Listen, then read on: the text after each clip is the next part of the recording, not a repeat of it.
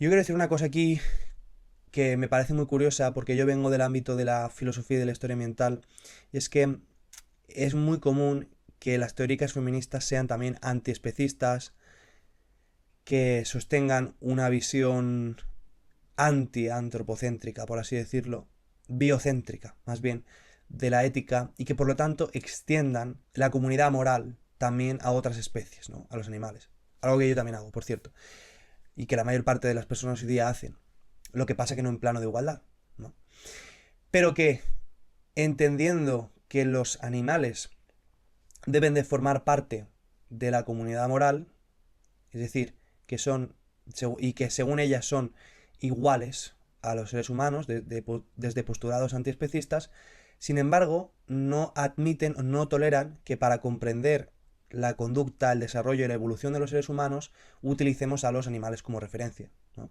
Es muy curioso que acusen de arbitrariedad a, por ejemplo, la psicología evolucionista y que consideren que cualquier intento de enmarcar la conducta humana a través de la comparación de la conducta humana con los animales es biologicista y es arbitraria, y sin embargo sostengan que los animales son iguales a los humanos, ¿no? Son ese tipo de cosas que, bueno, son contradicciones inherentes a cualquier visión ideológica del mundo, porque las ideologías, ninguna tiene la última palabra. Ninguna ideología ha logrado comprimir la totalidad de la realidad, ¿no? Entonces, cuando te propones hacer esto y piensas que tienes, desde tu perspectiva, la solución a todos los problemas, ¿no? Mediados a través de la cuestión de género en este caso, pues incurres en esta suerte de contradicciones. Estas teorías animalistas, y ya por último, que no me quiero extender mucho en este sentido, igualan a los seres humanos con el resto de animales por la capacidad de sentir placer y dolor. Es decir, hacen una lectura sensocéntrica de la moral. Mientras que nuestra cultura históricamente ha hecho una lectura, y hablo de nuestra cultura en este caso, no voy a hablar de otras, voy a hablar de la cultura cristiana occidental, ha hecho una lectura logocéntrica. Es decir, ha considerado que solamente los humanos, por estar dotados del logos, de la razón, son depositarios o detentan, mejor dicho, una vida moral. Y que solo por pertenecer a los seres humanos, la moral, son los seres humanos sujetos o miembros de esa comunidad moral y no los animales. Esto ha llevado a muchas atrocidades, desde luego, que yo no estoy nada a favor y sigue haciéndolo, porque desde luego las condiciones de vida de los animales hoy día son dramáticas. Estamos viviendo en un apartheid animal, prácticamente, ¿no?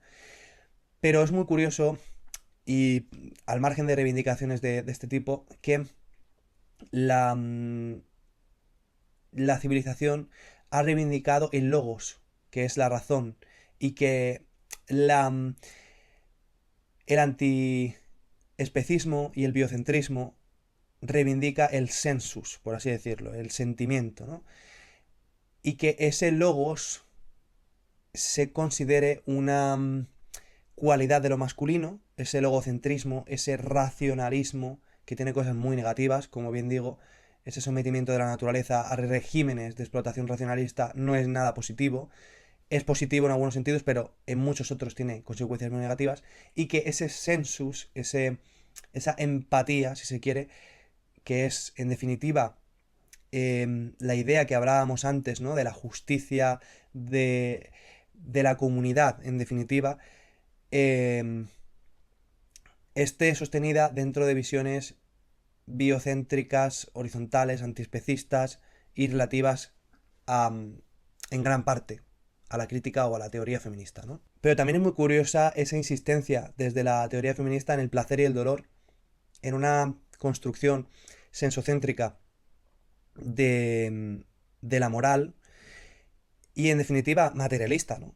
Porque si tú consideras que lo que es bueno o lo que es malo no está determinado por valores extramateriales, metafísicos, sino que debe de ser determinado por el placer y el dolor, estás intentando hacer una lectura materialista de la moral, ¿no?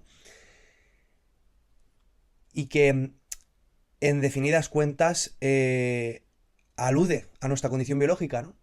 Porque al final el placer y el dolor, la única forma en la que podemos hacer una interpretación del placer y el dolor es a través de la medicina y de la biología, ¿no? Como decía, es muy curioso que se haga esa vindicación sensocéntrica, materialista, de la moral, pero que por otro lado, de nuevo incurriendo en la contradicción, se considere que la personalidad humana es una tabula rasa, ¿no? Se haga esa visión, se tenga esa visión espiritualista de la condición humana, ¿no? Es decir, por un lado, reivindican una moral sensocéntrica, materialista, pero por otro lado consideran que la condición humana es una tabula rasa, que no está condicionada por limitantes biológicos. Curioso, es curioso, de nuevo. Como digo, son muchos años en la facultad de filosofía asistiendo a debates y son muchas lecturas y son muchos vídeos y son muchos contenidos de esta clase y las contradicciones son infinitas en ese sentido. La teoría de la tabula rasa, en definitiva, es una teoría espiritualista. Es decir, esa idea de que no estamos limitados por nuestros condicionantes biológicos fue descartada. Yo creo que en los años 60, esto debería de informarme más, pero la personalidad humana está condicionada por factores ambientales y por factores biológicos. Esto, que parece tan evidente y que dentro del mundo de la psicología y de la psiquiatría es algo comúnmente aceptado, sin embargo, la academia ha pensado en el terreno de las humanidades que podía mirar hacia otro lado y construir una filosofía sobre la condición humana que desestime todos los estudios que tenemos, como digo, en las disciplinas de la psicología, de la psiquiatría, etcétera, ¿no? Y de nuevo, esa lectura espiritualista de la tabula rasa confronta con los propios postulados sensocéntricos de la propia teoría, gran parte de la teoría feminista, ¿no? Que consideran que la moral debe de construirse a través del placer y del dolor y que así debe de plasmarse luego en nuestro derecho, ¿no? No en base a valores extramateriales, por así decirlo.